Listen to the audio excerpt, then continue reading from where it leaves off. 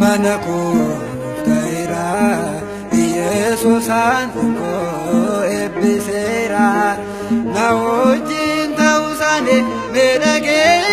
jireenyi koo hinoobu lammataa cubbuun lubbuu koo nagaan mana kooftaira Yesuusaan ko eebbiseera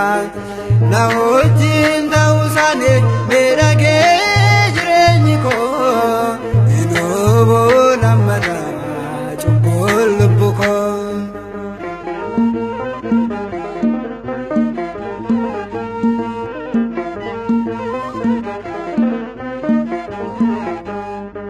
Meedo yaadne anal kabu medena ko narata bon kabu kanaratan bane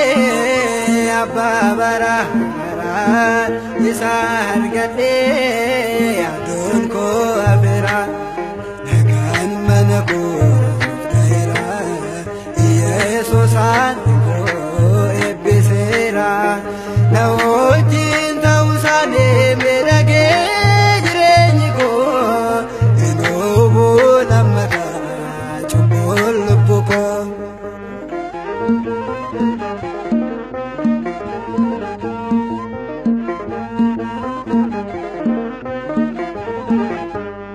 Raawwatee naaf karaa gooftaa kootii intanii yaadne Sate dubbaate arrabni koo ta'ee amma kansa ifeera natee neefa Yesuusa nagaan mana koo ta'eera Yesuusaan koo eebbiseera na wajjin ta'uusaanii miidhagee jireenyi koo hinoobu lammataa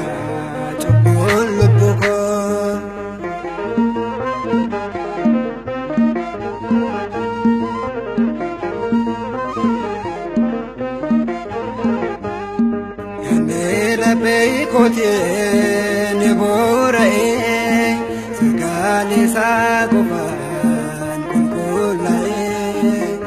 utubaa nageenyaa isaa hin sossoonee jaalalli isaa dhugaan kan hin dhumne nagaan mana koo ta'eera Yesuusaan koo eebbiseera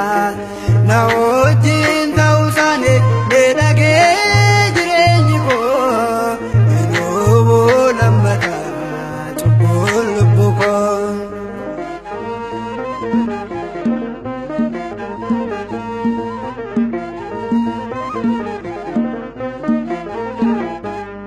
Gooftaa malee hin jiru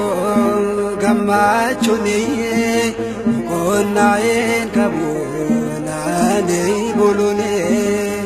isaa dhookateeyyuu beekaa ijjeeti koo dhumee salphinaan haguugee mana koo nagaan mana koo ta'eera Yesuusaan koo eebbiseera na wajjin ta'uusaanii miidhagee jireenyi koo hinoobu lammataa cubbuun lubbuu koo nagaan mana koo ta'eera Yesuusaan koo eebbiseera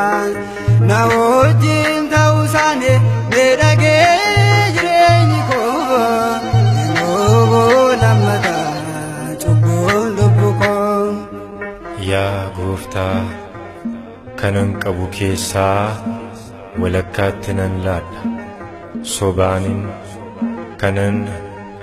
nama hibadhees harkaa furan deebisa har'a mana kootiif fayyinni naaf ta'eera ulfinniif galanni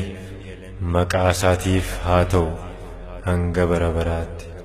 ameen.